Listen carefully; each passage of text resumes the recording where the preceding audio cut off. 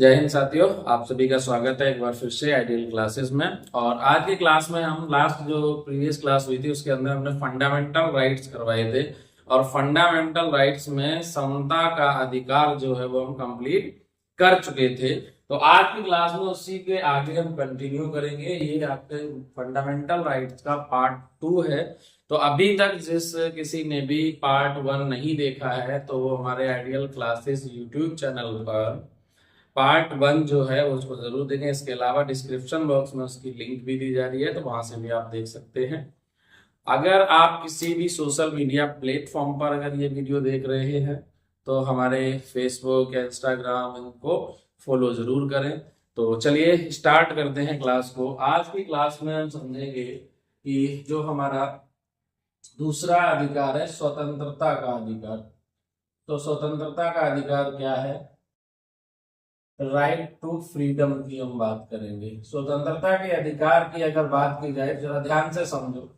स्वतंत्रता के अधिकार में आता है आर्टिकल 19। जो हमारा अनुच्छेद 19 है वो ये बताता है कि हमें भारतीय संविधान में 6 प्रकार की जो है स्वतंत्रताएं दी गई हैं। तो आर्टिकल 19 जो है वो हमें क्या करता है? 6 प्रकार की स्वतंत्रता देता है। ये क्या करता है? 6 प्रकार की स्वतंत्रता प्रदान करता है। अब वो कौन कौन सी है जरा समझो। तो 6 प्रकार की जो स्वतंत्रताएं हैं उनमें जरा समझते हैं कि कौन कौन सी 6 प्रकार की स्वतंत्रता जो है वो ये प्रदान करता है। तो इसको याद कैसे रखेंगे? इसको याद रखने का तरीका है, बोलो बोलो शांति पूर्वक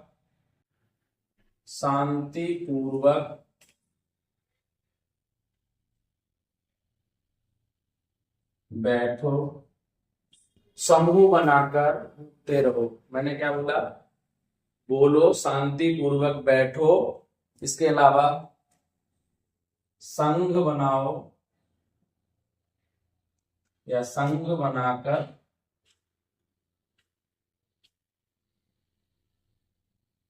घूमते रहो एवं व्यापार करो। अब जरा समझो कौन कौन सी है। नंबर 1, बोलो। बोलो का मतलब है कि आर्टिकल 19A जो है वो हमें देता है बोलने की आजादी या बोलने की स्वतंत्रता, या कह सकते हैं अभिव्यक्ति की आजादी। राइट टू एक्सप्रेस मतलब आर्टिकल 19 जो आपका ये है वो आपको बोलने की आजादी देता है कि आप कुछ भी बोल सकते हैं। कुछ भी बोलने से, या ध्यान रखना, जितने भी हमारे फंडामेंटल राइट हैं इन पे युक्ति युक्त प्रतिबंध लगाए गए हैं। वो कैसे युक्ति युक्त प्रतिबंध का क्या मतलब होता है कि आपको बोलने की आजादी है। इसका मतलब ये नहीं कि आप किसी को गाली गलौज करें या अभद्र भाषा में प्रयोग करें, किसी पे मानहानि करें, अगर इस तरह की कोई चीज नहीं करनी है आपको। तो आर्टिकल 19 आपको बोलने की आजादी देता है, अपने विचारों को एक्सप्रेस करने की आजादी देता है। और इसी के साथ इसमें आता है आर्टिकल 19A का फर्स्ट, और जो जिसे बोला जाता है प्रेस की स्वतंत्रता। इसी के तहत जितने भी भारत में प्रेस हैं, जो मीडिया है, उसको स्वतंत्रता प्रदान की गई इस आर्टिकल में। तभी तो कुछ भी बोलते हैं। हालांकि वो अलग बात है कि मीडिया कितनी स्वतंत्र है, वो इस बात से प्रेस स्वतंत्रता इंडेक्स से अनुमान लगाया जा सकता है। और भारत की मीडिया का तो कह नहीं क्या है, इतनी कोशिश कर रही है, इससे बहुत जल्दी टॉप पर भी होगी। आर्टिकल 19B जो है वो ये कहता है शांति पूर्वक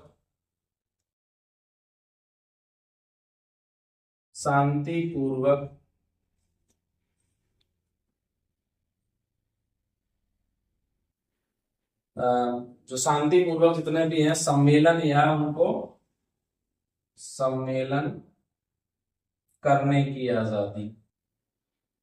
कहीं भी आप कोई रैली निकाल रहे हैं अगर शांति पूर्वक, या कोई चर्चा कर रहे हैं, कोई सभा कर रहे हैं, तो वो शांति पूर्वक सभा करने की आजादी देता है। और ये संघ बनाने की आजादी देता है। आर्टिकल 19C जो है वो आपको संघ बनाने की यानी समूह बनाने की आजादी देता है, बशर्ते ये जो समूह है वो आपका बिना हथियार वाला होना चाहिए, कोई हथियार कैरी नहीं करना चाहिए। आर्टिकल 19 डी जो है वो आपको देता है घूमने फिरने की आजादी, घूमने की आजादी, भ्रमण करने की आजादी देता है। अर्थात आप संपूर्ण भारत में किसी भी स्थान पर कहीं भी विचरण कर सकते हैं, घूम सकते हैं। इसी के तहत तो आप किसी भी, मान ली मैं उत्तर प्रदेश का रहने वाला हूँ, मैनपुरी का, और मैं दिल्ली में आके घूमने जा रहा हूँ, या फिर दिल्ली के लाल किला में घूमने जा रहा हूँ, आगरा में ताजमहल देखने जा रहा हूँ, या जम्मू कश्मीर में जा रहा हूँ, लद्दाख में जा रहा हूँ, तो मैं कहीं भी विचरण कर सकता हूँ, घूम सकता हूँ। और ये हमें आजादी संविधान में आर्टिकल 19 बी के तहत दी गई है कि हम कहीं भी विचरण कर सकते हैं, बशर्ते अगर कहीं पर सैनिक द्वारा कानून जो है लागू है, या प्रतिबंधित क्षेत्र है जहां पर सरकार ने प्रतिबंध लगा रखा है, तो उन क्षेत्रों में जाने की आजादी को छोड़कर बाकी आप कहीं भी घूम सकते हैं, कोई प्रॉब्लम नहीं है। रहो का मतलब है कि आर्टिकल 19 जो है वो आपको स्थायी और अस्थायी रूप से, दोनों स्थायी एवं अस्थायी निवास की आजादी देता है। कहने का मतलब संपूर्ण भारत में किसी भी क्षेत्र में आप कहीं के भी रहने वाले हैं, लेकिन कहीं भी रह सकते हैं, चाहे स्थायी रूप से चाहे अस्थायी रूप से। फॉर एग्जाम्पल, अब मैं रहने वाला उत्तर प्रदेश के मैनपुरी डिस्ट्रिक्ट का हूँ, वर्तमान में गाजियाबाद में हूँ, तो मुझे गाजियाबाद में लिबर्टी कैसे मिली रहने की? ये नहीं है कि अगर मैं मैनपुरी में ही रहूंगा। आर्टिकल 19 ही हमें आजादी देता है कि मैं संपूर्ण भारत में कहीं भी किसी भी हिस्से में स्थायी और अस्थायी रूप से निवास कर सकता हूँ। ये हमें आर्टिकल 19 ये स्वतंत्रता देता है। उसके बाद अगर हम बात करते हैं आर्टिकल 19 जी की,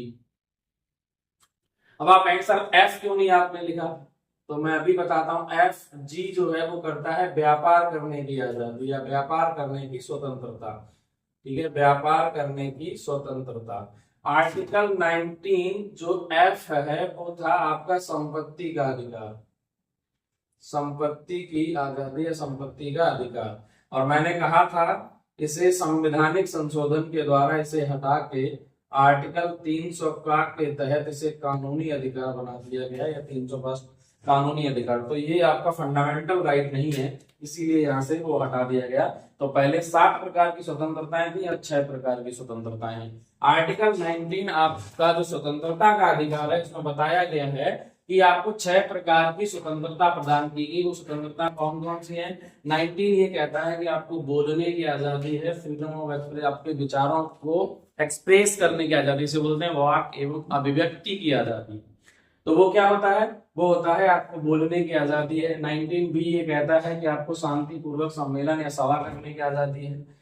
जितने भी सम्मेलन होते हैं या समूह, मतलब कोई भी संघ बना के या कोई प्रवचन होता है, कुछ भी होते हैं, वो सब इसी के तहत आपको ये राइट प्राप्त है। 19 सी कहता है कि आपको संघ बनाने की आजादी, तरह तरह के समूह बने हैं, ग्रुप्स बने हैं, वो आर्टिकल 19 सी ये आपको लिबर्टी देता है कि आप समूह बना सकते हैं। आर्टिकल 19 भी आपको घूमने फिरने की आजादी देता है। 19 ही आपको अस्थायी और स्थायी निवास की आजादी देता है। और 19 जी जो है वो व्यापार करने की आजादी देता है। परंतु व्यापार का मतलब ये नहीं है कि कल को आप वैश्यावृत्ति या शराबखोरी या फिर इलीगल धंधे या फिर आपको भ्रष्टाचार से लिप्त ऐसी चीजें करें, वो सब की आजादी नहीं है। ठीक है, यहाँ व्यापार करने से मतलब है कि उन व्यापार कर सकते हैं जो राज्य के द्वारा प्रतिबंधित ना हो। समझ गए बात? तो ये है आपका स्वतंत्रता का टोटल जो है वो आर्टिकल 19 से लेकर 22 तक, राइट। तो आर्टिकल 19 समझ लिया, हम आते हैं आर्टिकल 20 पर। अगर आर्टिकल 20 की बात की जाए तो आर्टिकल 20 जो है वो है आपके अपराध या अपराधों के लिए एक दोष सिद्ध के विरुद्ध अधिकार।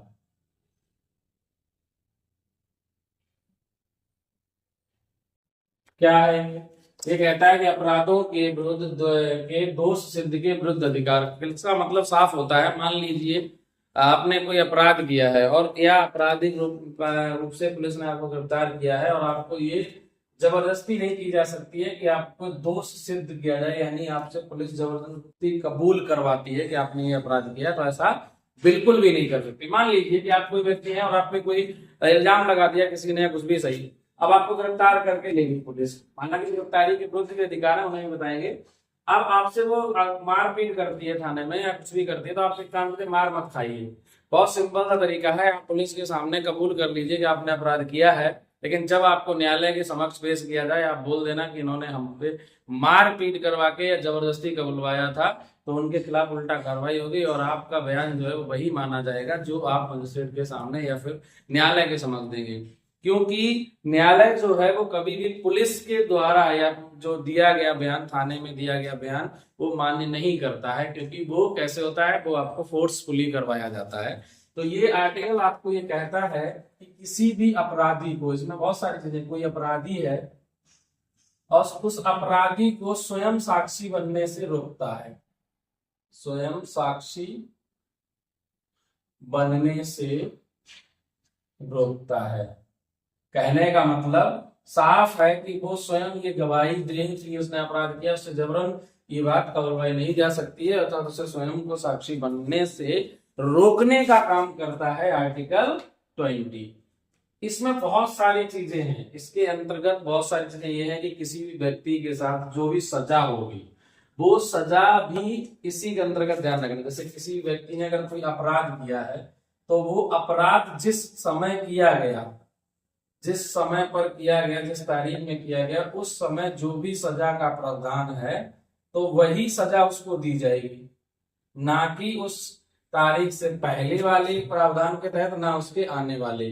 जिस समय उसने अपराध किया था उस समय अगर अपराध उसका सिद्ध होता है तो जिस समय उसने अपराध किया था उसके लिए जो सजा थी उसको वही सजा दी जाएगी, ना पहले वाली ना आगे वाली। समझ आ गई बात। तीसरी चीज, तीसरा पॉइंट इसमें यह है कि किसी भी अपराधी को एक ही दोष के लिए, अपराध के लिए उसे बार बार सजा देने से रोकता है, यानी सजा देने की जो पुनरावृत्ति है उस पर भी ये रोक लगाता है। तो आर्टिकल 20 इंश्योर करता है कि किसी व्यक्ति को या कोई अपराधी अगर है तो पहली चीज है उसे स्वयं साक्षी बनने से रोकता है, दूसरा उसकी सजा का प्रावधान क्या है वो उसको बताता है, और उसकी सजा में बार बार पुनरावृत्ति ना हो, रिपीटेशन ना हो, एक ही अपराध के लिए उसको बार बार सजा देने से भी ये आर्टिकल रोकता है। नेक्स्ट हम बात करते हैं आर्टिकल 21।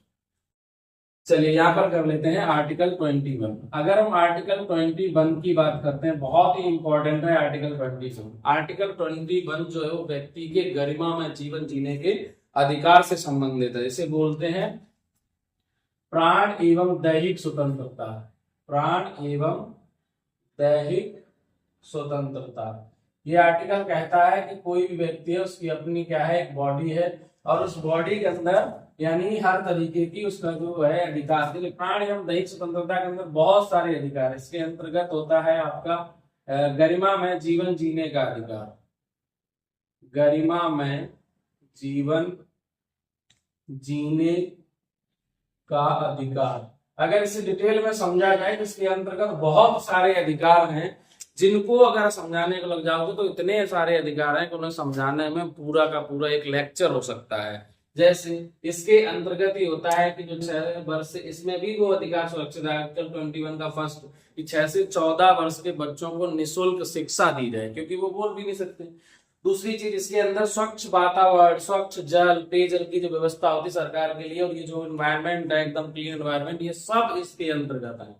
किसी व्यक्ति को अपनी इच्छा अनुसार अपना पार्टनर चुनने का अधिकार, अपने पसंदीदा जिसे बोलते हैं क्या बोलते हैं पार्टनर को, मान लो कोई लड़की है तो उसको अपने पसंदीदा लड़के के साथ शादी करने का, या फिर कोई लड़का है तो उसको पसंदीदा जो भी उसका महिला है पुरुष है उससे शादी करने का अधिकार भी ये आर्टिकल 21 ही देता है। आर्टिकल 21 के अंदर ही निजता का अधिकार आता है। कोई व्यक्ति की जो प्राइवेसी होती है, वो प्राइवेसी का जो अधिकार है वो इसी के अंतर्गत आता है। ये एक बहुत बड़ा विस्तार है। प्राण एवं दैहिक स्वतंत्रता जो है वो एक अपने आप में इतना बड़ा आर्टिकल है, इसके अंतर्गत बहुत सारी लिबर्टी आपको दी गई है। किसी भी व्यक्ति को क्या देखना है, क्या करना है, बहुत सारी चीजें, उसकी जो प्राइवेसी होती है तो वो राइट टू प्राइवेसी भी इसके अंतर्गत आती है। व्यक्ति के गरिमा में जीवन जीने के लिए जो जो चीजें रिक्वायरमेंट होती हैं वो सारी की सारी इसी के अंतर्गत आती हैं। अभी आपने देखा होगा हाल में केस आया था पिछले साल, जब सुप्रीम कोर्ट ने दिल्ली सरकार को फटकार लगाई थी, और उसके अलावा केंद्र सरकार को, किस बात के लिए, कि पर्यावरण को लेकर तो एक दूसरे पे आरोप और प्रत्यारोप चल रहा था। तो इसमें क्या होता है, व्यक्ति का जो आर्टिकल 21 का हनन हो रहा था, सुप्रीम कोर्ट ने इसलिए दोनों सरकार को फटकार लगाई थी कि इस पे उपाय किए जाएं, और इसीलिए बहुत सारे उपाय किए जाते हैं। इसके अंदर शिक्षा, स्वास्थ्य जैसे बहुत सारे ऐसे राइट्स हैं, जैसे कानून के उचित प्रक्रिया हो, और मैंने अभी बताया भी निजता का अधिकार है, जीवन जीने का अधिकार है, वो सारे के सारे अधिकार इसी के अंतर्गत आते हैं। तो ये आर्टिकल 21 जो है वो आपके प्राण एवं दैहिक स्वतंत्रता की बात करता है, और ये स्वतंत्रता के अधिकार के अंतर्गत आता है। नेक्स्ट चलते हैं आर्टिकल 22। आर्टिकल 22 क्या कहता है? आर्टिकल 22 है आपको गिरफ्तारी के विरुद्ध अधिकार कुछ दिए गए हैं। गिरफ्तारी के विरुद्ध अधिकार, ये आपको पुलिस की मनमानी करने से रोकने के लिए कुछ राइट दिए गए। मान लीजिए किसी व्यक्ति को पुलिस गिरफ्तार करती है, तो जब गिरफ्तार करती है तो उसको, जो जिस व्यक्ति की गिरफ्तारी होती है उसको कुछ राइट दिए गए। उसको राइट ये है गिरफ्तारी का उसे कारण जानने का अधिकार है। पहली चीज कि भाई हमें कारण बताइए कि किस कारण से गिरफ्तार किया जा रहा है, करेक्ट। अब इसके अलावा जब आपको कारण पता चल गया फिर भी पुलिस आपके खिलाफ कुछ भी गिरफ्तार कर रही है, तो आपको कानूनी परामर्श जो है उसको देने का अधिकार, यानी आपका जो भी वकील है कुछ भी है आप उसे ले सकते हैं, या किसी को कांटेक्ट कर सकते हैं, जिसको भी करना है, जो भी आपका वकील है उसको हायर कर सकते हैं। ये कानूनी परामर्श संबंधित है। दूसरा, तीसरी चीज क्या होती है? तीसरी चीज इसके अंतर्गत आती है कि अगर आपको गिरफ्तार कर लिया गया, मान लीजिए हवाला बन गया या गिरफ्तार कर लिया, गिरफ्तार करने के बाद आपको 24 घंटे के अंदर जो मजिस्ट्रेट है उसके सामने पेश किया जाए, मजिस्ट्रेट के सामने के समक्ष पेश करने का अधिकार, और मजिस्ट्रेट के सामने पेश किया जाए ताकि आपको, अगर आपकी गिरफ्तारी का कारण वैध है तो मजिस्ट्रेट आपको गिरफ्तार करने का पुलिस को अधिकार देगा। लेकिन अगर आपको बिना किसी कारण के गिरफ्तार किया गया है तो आपको मजिस्ट्रेट रिहा करने का आदेश भी देगा। तो 24 घंटे तक तो कह पुलिस को मनमानी करने का अधिकार मिल जाता है इसके तहत, क्योंकि 24 घंटे तक के लिए इसमें कहा गया होता है। तो कभी ऐसा होता है शनिवार वाला केस आ जाए तो उसमें संडे का दिन निकल जाता है, नहीं तो अदरवाइज मजिस्ट्रेट के सामने छुट्टी ना पड़े तो 24 घंटे के अंदर आपको पेश किया ही किया जाएगा। इसके अलावा इसमें निवारक निरोध का क्या मतलब होता है? इसका मतलब होता है कि जो भी आप उपाय कर सकते हैं अपने बचाव के लिए, उन सभी को करने के लिए आपको अधिकार होता है। तो ये सारी चीजें हैं आर्टिकल 22। आपको कुछ किसी भी व्यक्ति की अगर गिरफ्तारी करती है पुलिस तो उसके समक्ष यानी उसके विरुद्ध अगेंस्ट आपको कुछ राइट्स दिए गए हैं। राइट ये है कि अगर आपको गिरफ्तार किया जाता है तो आपके पास ये राइट है, आपका फंडामेंटल राइट है पुलिस से पूछने का कि आपको गिरफ्तार क्यों किया जा रहा है। भाई कारण बताएंगे ना, ऐसे नहीं कि आई पकड़ के ले गई। फिर इसके अलावा भी इसमें जैसे कि महिला अगर कोई है, अगर महिला को गिरफ्तार किया जा रहा है तो उसके साथ महिला कांस्टेबल का होना जरूरी है। आपको गिरफ्तार पकड़ के ले जाना ये सब महिला कांस्टेबल ही करेगी। किसी भी महिला को कोई मेल कांस्टेबल जो है वो गिरफ्तार नहीं कर सकता है, ये राइट ही नहीं है उसको, ठीक है। तो हमेशा उसके साथ महिला कांस्टेबल का होना आवश्यक है। ये चीजें हैं आपके किसके स्वतंत्रता के अधिकार से संबंधित। अब हम चलते हैं शोषण के विरुद्ध अधिकार, जो हमारा तीसरा फंडामेंट। अब आते हैं हम शोषण के विरुद्ध अधिकार पे। तीसरा जो हमारा अधिकार है, फंडामेंटल राइट है, वो है शोषण के विरुद्ध अधिकार। अब शोषण के विरुद्ध अधिकार के अंदर दो आर्टिकल आते हैं। एक आता है आपका आर्टिकल 23। अगर हम बात करें पहले आर्टिकल की, आर्टिकल 23। आर्टिकल 23 क्या कहता है? आर्टिकल 23 ये कहता है कि मानव तस्करी, बलात्कार, श्रम पर रोक, ठीक है।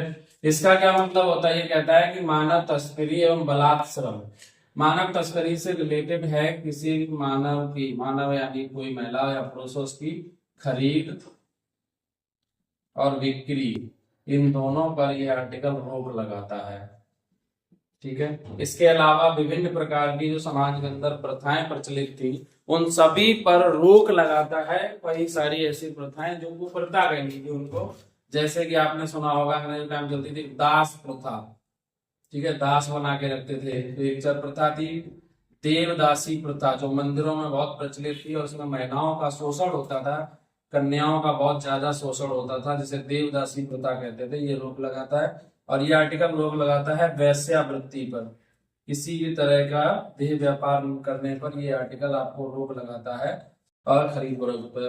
देवदासी प्रथा के अगर आप बारे में पढ़ेंगे तो देवदासी प्रथा के अंतर्गत क्या होता था पुराने समय में एक ऐसा प्रथा थी, कुप्रथा थी। इसमें क्या होता था कि जो बहुत सारे ऐसे मतलब माता पिता होते थे जो अपनी बच्चियों को मंदिर में दान कर देते थे कि देवों की सेवा के लिए। और वो देवों की सेवा नहीं, मंदिर के अंदर जो भी पुजारी मुन्ना रहते थे उनकी सेवा करने के लिए भी रहती थी, और उनके साथ बहुत ज्यादा शोषण होता था। तो ये आर्टिकल इस पर रोक लगाता है, इस देवदासी प्रथा पर भी, दास प्रथा पर, वैश्यावृत्ति पर और किसी तरह की खरीद फरोख्त पर। तो ये होता है। दूसरा अगर हम बात करते हैं, इसमें एक टर्म आया है बलात्संग। बलात्संग का क्या मतलब होता है? इसका मतलब होता है अगर किसी पर आप जबरन कृत्य कराते हैं, जबरदस्ती कोई भी अगर जबरन कार्य करवाते हैं तो वो बलात्संग के अंदर ही आता है। फिर चाहे वो आपका बेगारी हो या फिर बंधुआ मजदूरी हो। या आपने खूब सुना होगा, गांव क्षेत्रों में अगर जाएंगे तो हमको देखा भी है, बंधुआ मजदूरी होती है कि लोग अपने पास नौकर रखते हैं बना के और उनको सिर्फ खाना देते हैं, बाकी उनसे कोई काम करवाए सारा काम वही करेगा नौकर उनका, ठीक है। और वो सब कार्य करेगा, शाम को सिर्फ उसको बदले में क्या मिलेगा? गाली और खाना। दो ही चीजें मिलती हैं, गाली भर के मिलती है और खाना भी मिल ही जाता है। खाना वैसे कम मिलता हो और गाली में कोई कमी नहीं रहती थी। तो आर्टिकल 24 की अगर हम बात करते हैं, आर्टिकल 24 क्या कहता है? आर्टिकल 24 जो है वो फैक्ट्री, कोई भी अगर फैक्ट्री है, खान है या कोई जोखिम भरा कृत्य है, जोखिम भरा कृत्य यानी कार्य करने पर ये रोक लगाता है। किसको रोक लगाएगा? 14 वर्ष से कम आयु के बच्चों के। 14 वर्ष से कम आयु के जो भी बच्चे हैं उनको ये रोकता है कि किसी भी फैक्ट्री में या संकट में स्थल पर या खानों वगैरह में कार्य करने पर किसी भी व्यक्ति को वो आयु जो है वो 14 वर्ष से कम नहीं होनी चाहिए, 14 वर्ष से उससे कम नहीं होनी चाहिए। इसीलिए आपने देखा फैक्ट्री वगैरह में बोर्ड लगता है कि जो एज रिक्वायरमेंट होती है, अक्सर कर देखा होगा आपने, ये बोर्ड लगा रहता है हर जगह फैक्ट्री में। एज रिक्वायरमेंट है वो 18 ईयर्स का होता है, मतलब 18 साल से कम उम्र के बच्चे जो है वो यहाँ पर अलाउड नहीं है। वो 18 साल इसलिए रखते हैं क्योंकि 14 साल का बच्चा है तो 1-2 साल उम्र बढ़ा भी सकता है, लेकिन 18 में को भी पता चल जाता है कि 18 का है या नहीं है, तो कम से कम 14 वर्ष से कम उम्र के बच्चे उस कंपनी के अंदर अलाउड ना हो। क्योंकि अगर मानव अधिकार की टीम या फिर बाल अधिकारों की टीम कभी कोई आई और मिल गया तो फैक्ट्री सीज भी हो जाएगी, ऊपर से हर्जाना देना पड़ेगा और सजा होगी तो वो ब्याज। समझ आ गई बात? तो इसलिए ये आपको हर जगह बोर्ड लगा मिलेगा, कंपनी एरिया में कहीं भी आप जाएंगे, आप नोएडा साइड में जाइए वहां सब जगह ये बोर्ड लगा मिलेगा कि 18 साल से कम उम्र के बच्चे यहाँ पे अलाउड नहीं है, मतलब मिनिमम आयु 18 साल चाहिए, ठीक है भाई।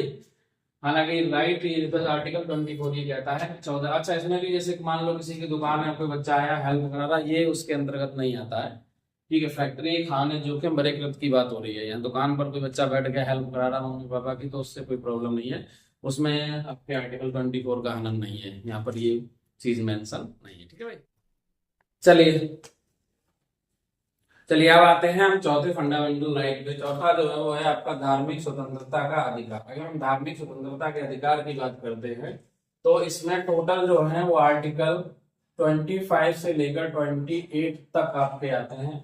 इसमें पहला 25 की अगर हम बात करते हैं तो 25 जो होता है वो बताता है अंतःकरण एवं धर्म को अबाध रूप से मानने एवं धारण करने की स्वतंत्रता। इसका क्या मतलब होता है कि किसी भी व्यक्ति को किसी भी धर्म को अपने अंतःकरण में, नसाओं में, इसके अलावा उसको मानने का, उसको धारण करने की आजादी है, अर्थात वो किसी भी धर्म को प्रैक्टिस में ला सकता है। ये आर्टिकल आपको ये लिबर्टी देता है कि कोई भी व्यक्ति किसी भी धर्म को अपना सकता है, ये उसके पास स्वतंत्रता है। आर्टिकल 26 जो है वो है आपके धार्मिक कार्यों के प्रबंधन के लिए। इसके अंतर्गत जैसे आता है बहुत सारे, कोई अगर मंदिर है तो उस मंदिर का अपना जो भी ट्रस्ट होता है, उस ट्रस्ट के अंदर कौन रहेगा, सारे के सारे उन्हीं धर्म के रहते हैं, तो ये सब चीजों पे उनको प्रबंधन करने का ये राइट देता है आर्टिकल 26। चाहे वो किसी भी धर्म का मंदिर हो, जैन का हो, सिख का हो, बौद्ध का हो, हिंदू हो, ईसाई हो, मुस्लिम का मदरसा हो, सबको तो वो ट्रस्ट वगैरह सबके चलते ही हैं, उन सबको धार्मिक कार्यों के प्रबंधन पर ये करने की स्वतंत्रता देता है।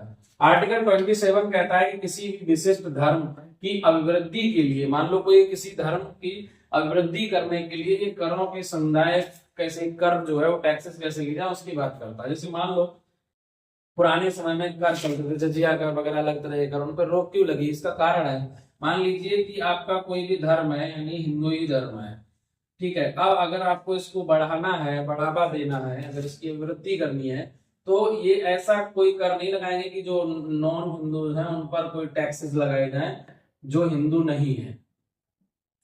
ठीक है, मैं बात कर रहा हूँ नॉन हिंदू की, तो उन पर कोई टैक्स लगाया जाए, और वो टैक्स इसके लिए कि उसका अपने धर्म का प्रचार प्रसार करने के लिए, तो ऐसा कोई टैक्स वगैरह नहीं लगाया जाएगा। वो अगर आपको करना है, अपने धर्म की वृद्धि करनी है, तो आप अपने ही लोगों से आप जैसे भी चाहे ट्रस्ट के थ्रू या कैसे भी पैसे का कलेक्शन यानी कर ले सकते हैं। टैक्स नहीं लेंगे आप उनसे, दान के रूप में या जैसे भी चाहे वो चीजें होती हैं, लेकिन इसमें दूसरे धर्म के या किसी लोगों को टैक्स लगाने से ये रोकता है। ठीक है, आर्टिकल 28 की अगर हम बात करते हैं, ये जो शिक्षण संस्थान होते हैं, जो एजुकेशनल इंस्टीट्यूट्स होती हैं, जितने भी बड़े बड़े आपके स्कूल्स हो, कॉलेजेस हो, सभी के अंदर धार्मिक शिक्षा एवं धार्मिक उपासना की आजादी देता है।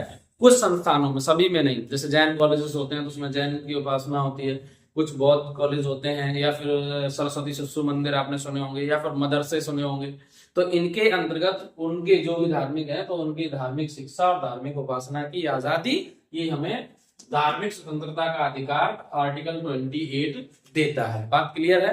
तो ये है आपका धार्मिक स्वतंत्रता का अधिकार। अब चलते हैं अगले फंडामेंटल राइट पे, 5वां। ठीक है,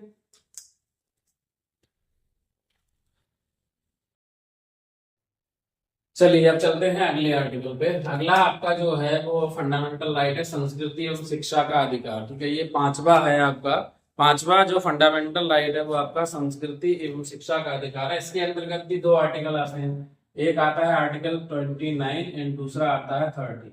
29 क्या होता है? ये होता है अल्पसंख्यक वर्गों के हितों का संरक्षण। जो भी अल्पसंख्यक वर्ग है उन सभी, भारत में चाहे वो धर्म से रिलेटेड हो या अल्पसंख्यक वर्ग जो भी है, उन सभी अल्पसंख्यक वर्गों के हितों का संरक्षण करने का जो अधिकार मिला है वो 29 के अंतर्गत है। और 30 जो होता है आर्टिकल, वो ये बताता है कि अल्पसंख्यक वर्ग जो है वो शिक्षण संस्थानों की स्थापना कर सकते हैं और उन्हें उनके प्रशासन करने का अधिकार है। तो ये हमें देता है आर्टिकल 29। एवं जो 30 है वो बेसिकली जो अल्पसंख्यक वर्ग है, उन अल्पसंख्यक वर्गों को ये अधिकार दिया गया है कि उनके हितों का संरक्षण किया जाए, और वो जितने भी शैक्षिक संस्थान वगैरह हैं उनमें उनकी स्थापना कर सकते हैं, और उसके तहत सरकार से छूट भी मिलती है, और प्रशासन करने का भी उनको उसमें राइट दिया गया। तो ये अल्पसंख्यक वर्गों के संरक्षण के लिए बना है संस्कृति एवं शिक्षा का अधिकार, ताकि जो कल्चर है वो बना रहे और उनकी एजुकेशन जो है वो कंटिन्यू चलती रहे, जो भी अल्पसंख्यक वर्ग है उसके लिए। लास्ट है आपका सबसे अंतिम पे चलते हैं, वो है आपका आर्टिकल 29 या 6 फंडामेंटल राइट की बात करते हैं, तो वो होता है संवैधानिक उपचारों का अधिकार।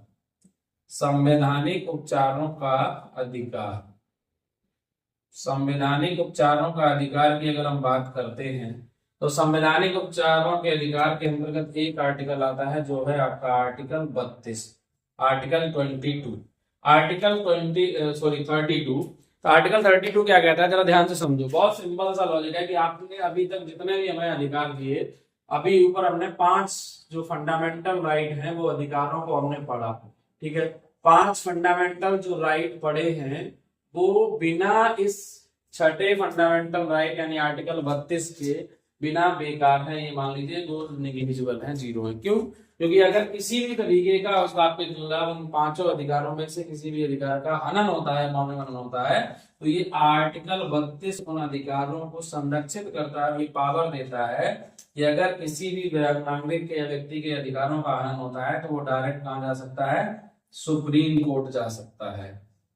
व्यक्ति के फंडामेंटल राइट के हनन होने पर आर्टिकल 32 की आजादी देता है कि व्यक्ति सुप्रीम कोर्ट जा सकता है। सुप्रीम कोर्ट या जो भी बात की न्यायालय, आर्टिकल इसमें 132 या कुछ 232 शायद होता है, जो ये लिबर्टी देता है हाई कोर्ट में भी जा सकते हैं। और सुप्रीम कोर्ट जो है वो आपको 5 प्रकार की रिट जारी करता है, 5 प्रकार की रिट जारी करता है। और रिट जारी करने पे कौन कौन सी रिट होती है उसके लिए हमने पूरा वीडियो बनाया है। स्टे वगैरह जो होता है वो क्या होता है, उन सभी चीजों पर जो 5 प्रकार की रिट जारी करता है, उन 5 प्रकार की रिट पे हमने वीडियो बनाया हुआ है।